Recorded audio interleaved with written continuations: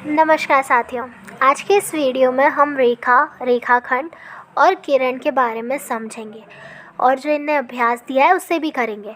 तो अभ्यास तो तभी कर पाएंगे ना जब समझते होंगे कि रेखाखंड और किरण क्या होता है। तो चलिए बिना किसी देरी के आइए शुरू करते हैं। मैं आपको इस आकृति में जो प्रश्न देके इनने पूछा है उसके पहले आपको इस लायक बनाना चाहती हूँ कि आप खुद इन प्रश्नों के हल दे सकें। पहले हम समझते हैं रेखा क्या होता है। रेखा नाम नहीं है, ये अभी इधर सीखो, गणित है। गणित में रेखा होती है सीधी रेखा, जो लाइन जा रही है। अब देखो जो एरो का साइन होता है ना, ये तीर कमांड जैसा, इसका मतलब होता है पहुंचाते जाओ, इसको जहाँ पहुंचाना है वहाँ पहुंचा दो, ठीक है। तो डी भी जो है, अब देखो ये वो लाइन, ऐसा नहीं बोलना है यहाँ पे नाम से बोलना पड़ता है। ऐसा नहीं बोलेंगे कि मम्मी बोल देती है कि वहाँ रखा है, ऐसा नहीं चलेगा। यहाँ बताओ कहाँ है, तो डी भी रेखा, इसका अपन ने बिंदु जो देते हैं ना, इससे अपन नाम बताते हैं। तो डी भी अपन ने दिया नाम इसको, और अब ये जो निशान है इसका मतलब है जाते जाओ आप।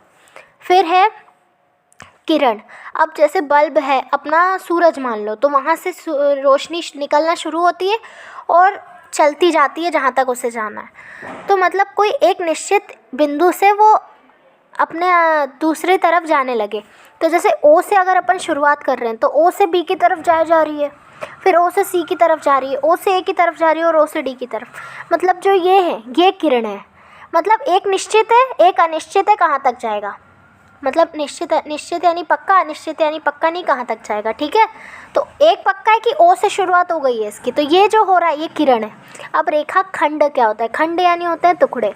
तो जिसका अपन बोल दे कि हाँ भाई ये हिस्सा तो इतना ही रहेगा, और उसकी नपती भी कर सकते हैं हम। जैसे ओ से ए तक की दूरी नाप सकते हैं, तो ये रेखा खंड है।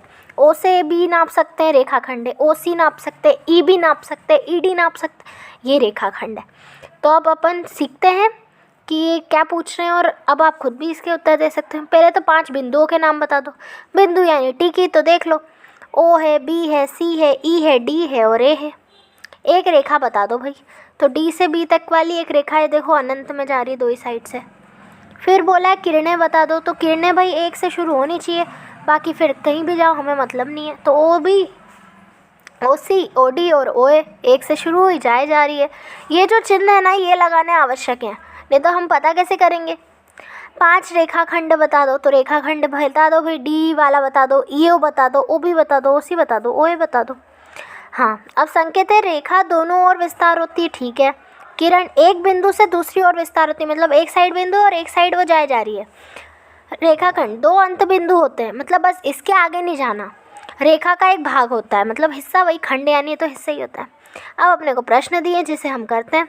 संलग्न आकृति से देखकर निम्न के नाम बताएं। पहले तो आप आकृति को ध्यान से देखो भाई, जैसा बोला गया है वैसा करो। आकृति थोड़ी गंदी हो रही है, तो आप यहाँ पे इसे ए कर लेना, इस बिंदु को। ये बी है, हाँ, ये सी है बिंदु, ये डी है, ये ई है, ये एफ है और ये ओ है। बस अब आप रेखा तो बता ही दोगे, इनने जो जो बोला है। रेखा है जिसमें बिंदु ई सम्मिलित है, मतलब ई होना चाहिए। तो एक ये वाली रेखा ए ई वाली, फिर एक रेखा ई एफ वाली, है ना, तो इनमें ई है। फिर दूसरा है ए से होकर जाने वाली रेखा, मतलब ए से कौन सी रेखा जा रही है? ए ई वाली जा रही है, और तो कोई सी नहीं दिख रही मुझे। ए वह रेखा जिस पर ओ स्थित है, ऐसी रेखा बताओ जिस पे ओ है, ये वाली रेखा पे ओ, और सी वाली रेखा पे, तो मैंने सी ओ कर दिया उसको। प्रतिच्छेदी रेखाओं के 2 युग्म बताओ। युग्म यानी जोड़े, और प्रतिच्छेदी, अब छेद यानी कहीं से टकराहट हो रही है इनके बीच। तो अपन पहले जानते हैं प्रतिच्छेदी रेखा क्या होती है। ऐसी रेखाएं जिनके जो आपस की जो दूरी है वो हर जगह बराबर नहीं होती। इसे मैंने अपने यहाँ फाइल में ऐड करा है। जैसे ये देखो, ये जो लाइन है, ये पी क्यू और आर एस, ये इनकी जो दूरी है वो समान रहेगी, चाहे तुम इसको कितना ही विस्तार करो, तो ये कभी भी आपस में कटेंगी नहीं। अब वही मान लो ये रेखा है, ये हल्की सी भी टेढ़ी हुई तो एक समय ऐसा आएगा, अगर अपन इसको बड़ा करते जाएं तो ये यहाँ पर कट गई। तो यही जो रेखाएं होती है प्रतिच्छेदी रेखाएं, ठीक है। तो अपने को बस अब 2 जोड़े बताते हैं ना प्रतिच्छेदी के।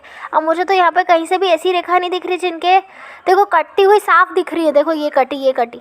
अगर ये अपने को इतना हिस्सा दे देते इसका, यहाँ तक का, तो फिर अपन बड़ा करके देखते कि कटेगी कि नहीं। लेकिन अपने को सीधे काट के दिए, तो कोई भी जोड़ा बता दो। तो मैंने एक बता दिया, ई एफ और ए वाला, ई एफ और ए वाला, और एक ई एफ और ओ सी वाला, ठीक है। अगला प्रश्न बोला है निम्नलिखित से होकर कितनी रेखाएं खींची जा सकती हैं।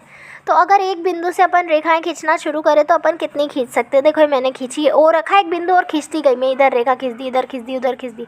अब यहाँ गिनती मत करने लग जाना कि 6 ही हैं, आप इसमें खींचते जाओ, ये ख़त्म ही नहीं होने वाली है।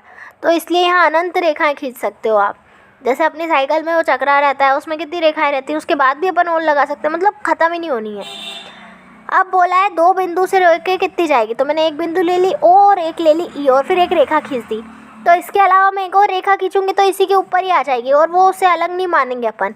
तो यहाँ पे केवल एक ही रेखा आ सकती है 2 बिंदुओं के बीच में।